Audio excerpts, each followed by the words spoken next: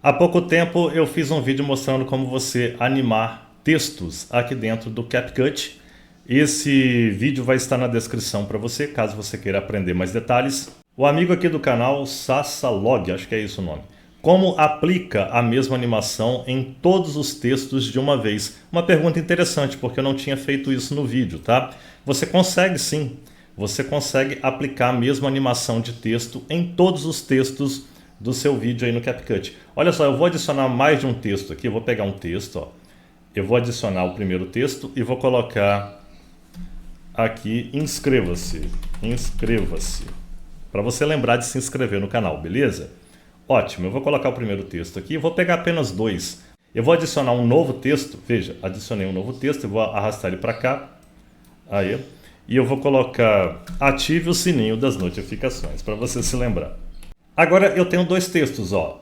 Veja que eu preciso selecionar os dois para poder animar os dois juntamente. Como que eu faço isso?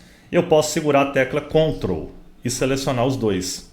Mas se for vários textos que dificulta ter que ficar clicando em tudo, o que que você faz? Você aperta Ctrl A para poder selecionar tudo, aí vai selecionar o vídeo também. Aí você segura o Ctrl e clica de novo na trilha de texto, de vídeo no caso, para poder não selecionar o vídeo, para poder selecionar apenas o texto. Você vai clicando em o que você não quiser que seleciona para animar, né? Então eu tirei aqui o vídeo, ó. Eu apenas selecionei o texto aqui acima, os dois textos. E aí eu tenho a opção aqui acima de animação. E eu vou ter a animação de entrada para poder animar os textos. Ó, eu vou adicionar isso aqui, máquina de escrever. Vou ampliar aqui um pouquinho. Deixa eu tirar o som aqui para não atrapalhar do vídeo. Aí.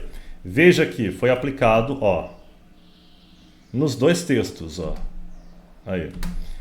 Aí eu vou selecionar de novo. Ó, Ctrl, seleciono, ó, seguro Ctrl, beleza. Eu venho aqui em animação. Agora eu vou em animação de saída para poder o texto ele...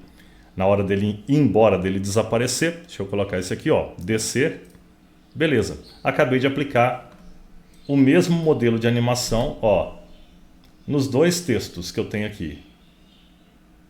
Aí, e você vai ver aqui também.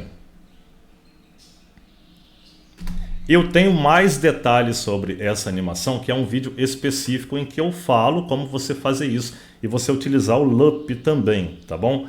Então eu vou deixar na descrição para você. Esse vídeo é só para poder responder a dúvida aí do nosso amigo aí do canal, beleza? Obrigado, até o próximo vídeo. Na descrição uma playlist completa de CapCut e o vídeo que eu mostro como animar o texto.